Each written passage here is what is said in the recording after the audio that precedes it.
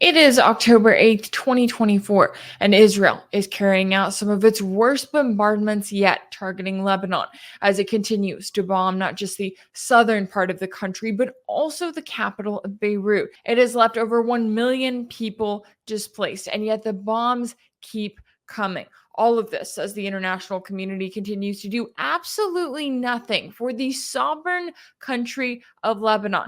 They continue to stand by. They watch as the U.S. sends tens of billions of dollars in military aid over the last year, as the U.S. sits there and sends 2,000-pound bombs to Israel, knowing that they will either be used on the heavily populated areas in the world's largest open-air prison in the Gaza Strip, where the Palestinian people are, as they are protecting their land, fighting for their land, and are the victims of an ongoing genocide, or could those 2,000-pound bombs be used on Lebanon once again? It seems as though no one is putting a limit on Israel except for Hezbollah, as they have continued their rocket barrages into northern Israel, also recently targeting the port city of Haifa. We got into all the latest with a journalist who is there on the ground now, so let's take a listen to that conversation now. Joining me now to discuss is Leila Hatoum, a Lebanon-based journalist, economist, and geopolitical analyst. Leila, thanks so much for taking the time to join me. It's always a pleasure to be on your show. Always good to have you. Now, I know you were just in southern Lebanon earlier. Will you take us through what it's like there right now? I mean, have the majority of people evacuated amid Israel's ongoing bombardment of the area that seems to be expanding? I can confirm actually, as of yesterday, because we went down south yesterday, that almost all the villages along the Blue Line, the first and second tier villages are empty, except for few residents who are stubborn enough in the second and third tier villages who don't want to leave. But when we go beyond the 10-kilometer radius away, or basically away from the Blue Line, you still have villages that has hundreds of residents over there. They continue to lead a daily life that is considered somehow normal. We saw them yesterday harvesting their olive groves, which was kind of interesting because you usually harvest your olives basically before after the first rain. That's when the olives are full of water and they're juicier when you actually squeeze them for the olive oil. When we asked them, why are you doing that? They said, we expect this war to prolong. We expect it to get worse. So we don't want to lose our harvest. There are hundreds of thousands of meters squared lands that are filled with olives that have been completely burned by the Israelis. We passed through some of them. We actually took some footage. The destruction is devastating within the 10-kilometer radius away from the Blue Line. And after that, it's sporadic. The Israelis are only targeting residential buildings and basically commercial areas like shops and cars as well. They've ruined part of the infrastructure, so you get to see like large craters in the middle of the road. And that's only after what you call 16 days of intensified aggression against Lebanon. Before that, it was a tit for tat. They would bombard the border villages, and rarely they would go beyond that, hitting southern suburbs sometimes. Now we've been taking the hits for the past 16 days directly, so the destruction is devastating. Yeah, it really is. And I'm just saying that even from the images and videos that I've seen, I can't imagine actually being there on the ground. And that's really interesting too when you're talking to the people who are still there. And look, they know that this is not going to be over in a matter of weeks, even. What has the environment been like there down there when it comes to, you're a journalist, you're saying, hey, I'm going to go down, I'm going to kind of survey this area here. I know that, Israel is obviously actively bombing right now. So what has that been like? Are there a lot of journalists that are going down into the areas where you are to kind of see what things look like? Well, usually you get to see war journalists, rarely in the eastern sector. Mainly they are stationed in the western sector, which is from the sea in Nakura all the way up to the Christian villages before you start hitting the central sector and eastern sector. The western sector is relatively calmer, though it's being hit by the Israelis. And the Israelis are trying to do incursions, land incursions over there now. But most of the TV stations are over there. You have on the ground war reporters. You get to see them wherever you go. They're only few, but everybody knows each other. And they're very brave. And they talk to each other about what's happening in their sectors. Mainly, they don't venture to other sectors because they know they're area very well. I'm talking about local reporters. I haven't seen foreign reporters, but then again, to be in an area that's beyond a certain limit in Lebanon that basically goes into the UNIFIL operations area, you need an approval from the Lebanese army. And I don't think basically they're giving it to foreigners as much as in the past because of the situation. They don't want to risk the lives of what you call foreigners trying to cover the situation on the ground. Whereas the Lebanese citizens, it doesn't matter if you're a journalist or not, you can cross any line and go anywhere. Okay, that's good to know. And I'm also curious too, because I was reading earlier, we know that, Israel has continued its bombardment of southern Lebanon and also Beirut, but Israel is now saying it will soon target Lebanon's southern coast, telling residents off the beaches and the sea to stay off the beaches and the sea for a 60-kilometer stretch along the Mediterranean. Why do you think that is? Are they trying to open it up for a possible ground invasion in the future, or does it seem like this is just about more bombing from the air? Um, well, basically, you have to understand the Israelis are trying to enforce a land siege on Lebanon. If you actually imagine how Lebanon is, it's surrounded from the east and the north by Syria, and from the southern side by occupied Palestine, and then from the west by the Mediterranean Sea. So if they manage to lock the land between us and the Syrians, and they lock the sea, they control the southern side. They put us under total siege, and this is what they did back in 2006 when they did their aggression back then. They started by bombarding the first crossing between Lebanon and Syria, the legal crossing at least, in Al-Masna area in the eastern sector, in the eastern side of Lebanon. And that basically prohibited the Lebanese and the Syrians who are fleeing Lebanon from using their cars to move over to Syria. They're going by foot now. It's still feasible to go, but it's harder for people to immigrate, or not immigrate, but to be displaced to the other side of the borders. And now they're doing this stretch of sea where they're banning anybody from going up out into the sea, like fishermen and people like beachgoers from going there. That means they're trying to do a maritime siege on Lebanon.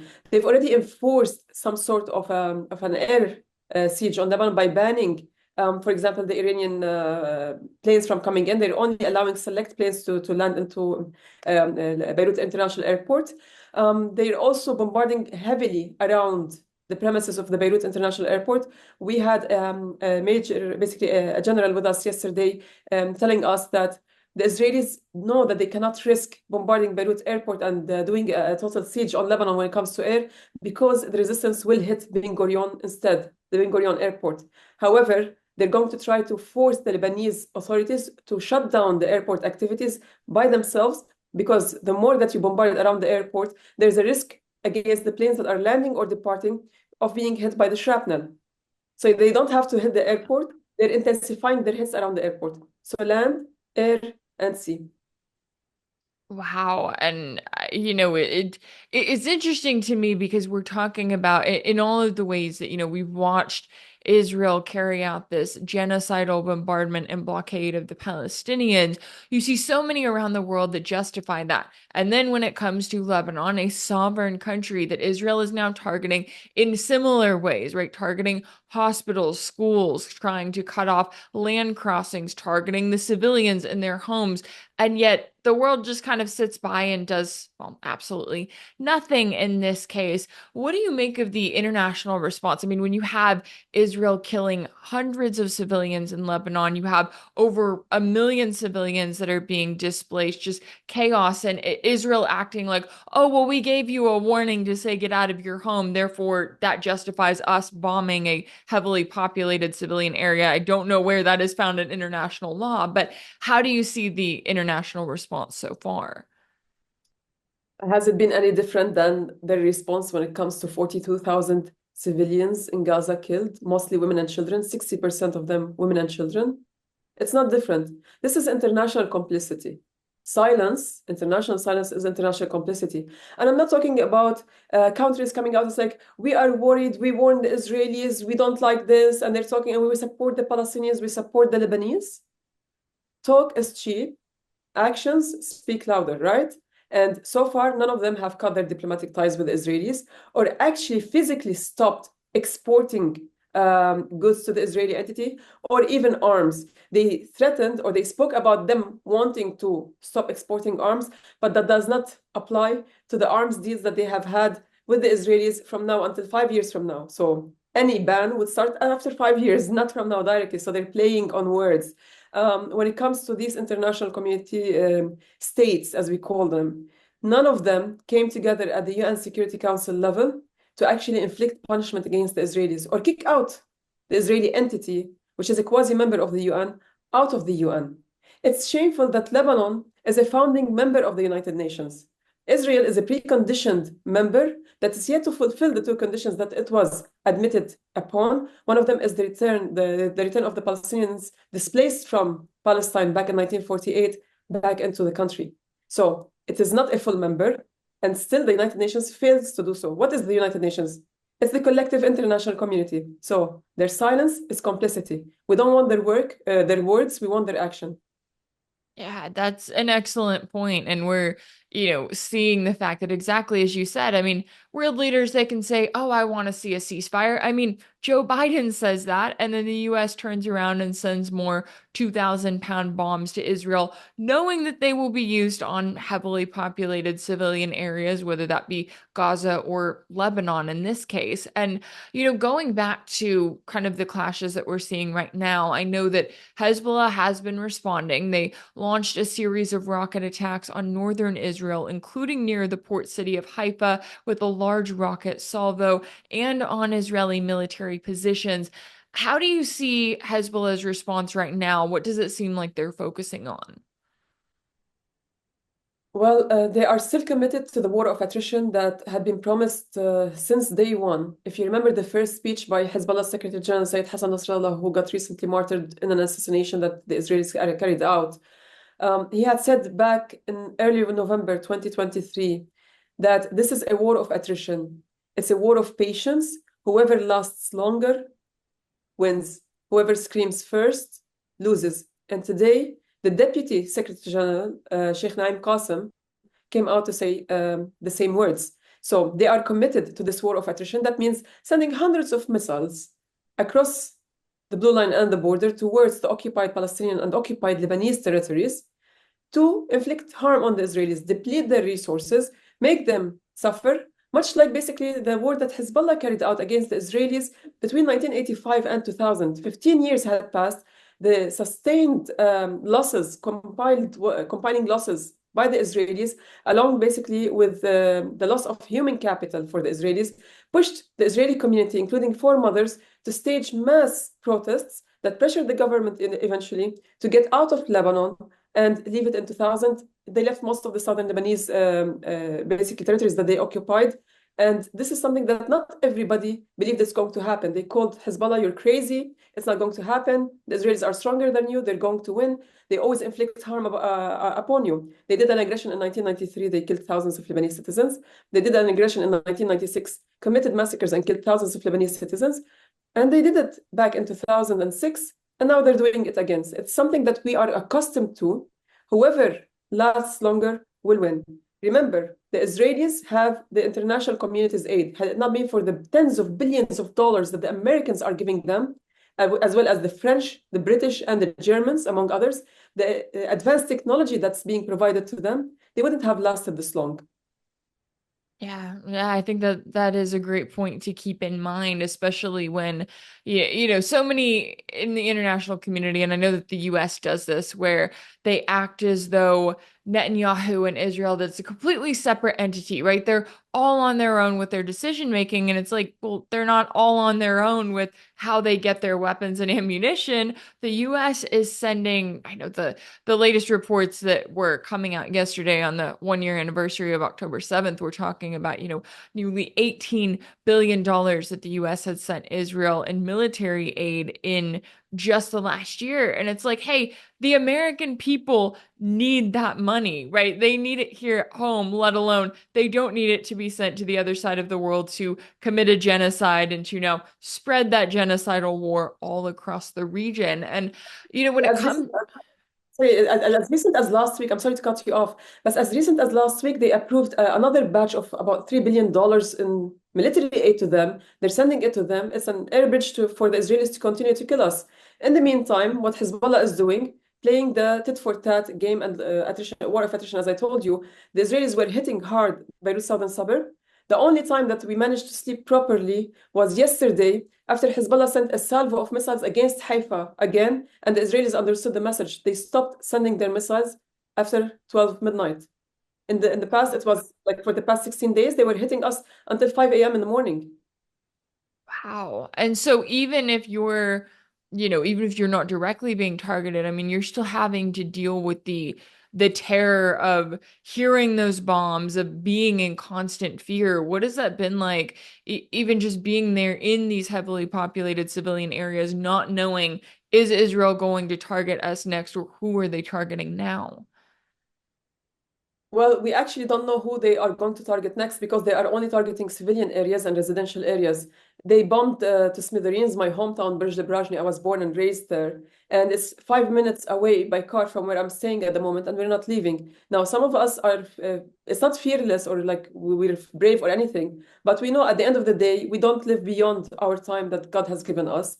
And you don't die before the time that God has written for you. And once you actually accept this, and then life becomes normal for you, whatever normal is in this situation. But there are lots of kids. We're talking about hundreds of thousands of children and people who were born after 2006 who haven't heard the sound of bombs, and those are afraid. We're talking about women, pregnant women, and then we're talking about the elderly who are suffering because of what the Israelis are throwing on us. I mean, 2 days ago, 3 days ago, we were sitting there. I was giving a space. We were talking, and then suddenly we felt a gust of air that shook the whole building, and then we saw a massive red flare. After that, we saw two white flares. They used phosphorus bombs and they used a thermobaric bomb just 5 minutes away radius from us. And that's a residential area, and they hit another residential area with it. So they're trying to kill anybody and suffocate everybody with the chemicals and the bombs that they're using that are internationally banned.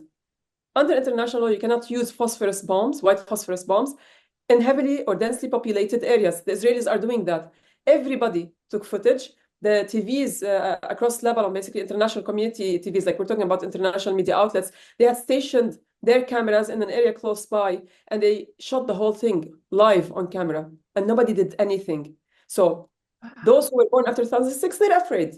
Those before that, they are used to it. Some of them fear for their children, but most of them, they go like, okay, so what's new? They continue to kill us. This is not the first time. Yeah, it's still, and I say that even after literally a year of genocide in Gaza, right? It's still shocking to me that Israel continues to carry out the crimes that they do, that even in their assassination of Hezbollah Secretary General Sayed Hassan Nasrallah, that they, I mean, used dozens of 2,000-pound bombs on this heavily populated civilian area. And it's like Israel has no fear, not just of the US, but of the entire international community. And why should they at this point? Because no one has stepped in, no one has done anything to prevent them from literally carrying out war crimes in front of all of us and targeting civilians openly all across the region. When it comes to Israel's ability to carry this out, and Hezbollah on its end, I know that there's kind of a back and forth every time that Israel carries out a massive targeted assassination or a massacre of civilians. The conversation comes up of, okay, should Hezbollah, should Iran, should they be doing more? Should they be hitting Israeli civilians and really ramping up the escalations? How do you see, those requests, I'll say, versus what Hezbollah is actually doing versus their strategy that they have employed to say, no, we're targeting military sites, we're targeting, and Iran as well, as we saw with their retaliation last week, where they specifically targeted military and security sites, also targeted the bases that Israel uses to carry out those bombings in Gaza, and kind of that strategy that is actually being employed. Well, there's something that the international community continues to fail to understand. When it comes to Hezbollah, it's called the Islamic resistance in Lebanon. And that means they go by Islamic rules, including the teachings, the Islamic teachings of how to carry out a fight against the enemy. You don't kill children, you don't kill women, you don't target houses of worship, you don't target education facilities. I mean, they have steered away from targeting civilians throughout the past 12 months. It's only as recently as last week, after the continued Israeli aggressions and massacres committed against the Lebanese, that Hezbollah finally hit a rocket and hit Haifa with it. That caused basically 6 injuries, and it was a commercial area. So recently, they also sent a salvo of 5 missiles, as I told you. After the Israelis continued to hammer the southern suburbs, the Israelis understood the message and they backed off. So if you look at it, Iran is the same thing. They only target military facilities. They're fighting against the military. Their fighting is not against the civilians. However, the next stage of fighting will be without borders, which means all red lines are off, and they will be bombarding sporadically. This is something that Ansar Allah in Yemen had told us. One of their colonels in the defense ministry in Yemen had said, the next phase of escalation will be targeting all areas sporadically without differentiating between military or non-military. Why am I saying that? Because in Islam, if you actually hit an innocent life that's not fighting you, God will ask you about it in the afterlife. They don't want that kind of heavy religious pressure on them. So they kind of basically don't fight with civilians, they fight against military. That's why you see the majority of Israeli casualties are military. The majority of casualties in Lebanon and Palestine are civilians. And this is how you know that your enemy is a genocidal maniac. I mean, after all, what we're watching now is live stream genocide against 2 native populations, the Palestinians and the Lebanese, by an entity that was brought from across the world to be planted in this region that has nothing to do with this region. Yeah, I think it's very telling, and especially when, as you're mentioning there, when it comes to the people, whether it's the people in Gaza, the people in Lebanon, these are people who are fighting for their land. And even as we see, I mean, I know that Israel has carried out, reports are saying, more than 30 strikes on Beirut's southern suburbs overnight, the heaviest bombardment since September 23rd. So where do the concerns stand right now for how Lebanon stands as a country? I mean, I know that Hezbollah is doing what it can, but where the country stands as a whole, as a sovereign nation trying to, in actuality, defend itself here. Well, Lebanon has always been a sovereign nation that everybody wanted to occupy at one point in time. All the neighbors, all the countries across in the Mediterranean, everybody sailed their ships from thousands of years until now, trying to capture this small piece of land. Everybody left or stayed and married from this region, and they stayed over here. But none of those occupations lasted forever. So at the end of the day, I'm very hopeful that my country will be able to fight them off. The Lebanese government supports its resistance and its army at the same time, because we do have martyrs from the Lebanese army in this fight that has prolonged for the past year. You have to understand one thing. The Lebanese government is not the aggressor. The Lebanese state was never the aggressor throughout its history. Even when Hezbollah basically responded on October 8th to support Gaza, it did not hit Israeli, so-called Israeli territories or Palestinian territories. It hit Kfar Shuba Hills, basically that the Israelis say it's Syrian.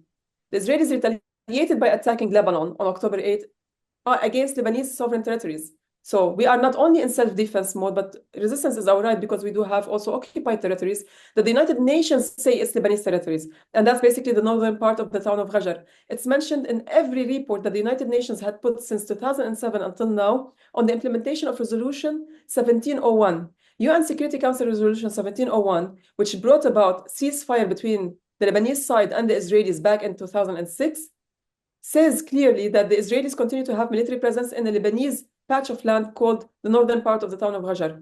Every single year, the report on the implementation of that resolution continues to mention that. So the Israelis are in continuous what you call breach of Resolution 1701. And that basically gives the Lebanese government the context to say, we are under occupation, we are entitled to self-defense, we support our resistance. Our defense strategy is made of 3 pillars.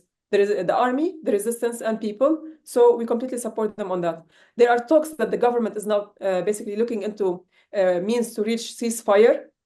It was mentioned also today by the Deputy Secretary General of Hezbollah, Sheikh Naim Qasim. He said that we completely trust Parliament Speaker Nabih Berri, and basically he's alongside the Prime Minister, the acting Prime Minister in Lebanon. They're all discussing possibilities of ceasefire. So at the end of the day, the Lebanese government is trying to find peace, some sort of peace, but at the same time, it supports self-defense and resistance, because that's given to us under international law. Yeah, I know that there is certainly a lot at stake here all around. I really appreciate you taking the time to join me today to break down the latest, to share with us your firsthand accounts and also the current situation there. Leila Hatoum, a Lebanon based journalist, economist, and geopolitical analyst, thank you so much for your time and insight. Thank you for your time. Thank you. If anything in this video resonated with you, be sure to like it, share it with your friends, leave a comment. And as always, don't forget to subscribe. And if you want to keep up with all of my work, make sure that you're subscribed to my page on Substack. That's rachelblevins.substack.com. That's where you can also check out new episodes of my exclusive series for paid subscribers called Sanctioned. We've got a new episode coming out this week, looking at the aftermath of not just the October 7th attacks, but how the entire world has handled Israel and its war crimes over the last year. If you want to support my work, you can also check out my page on Patreon.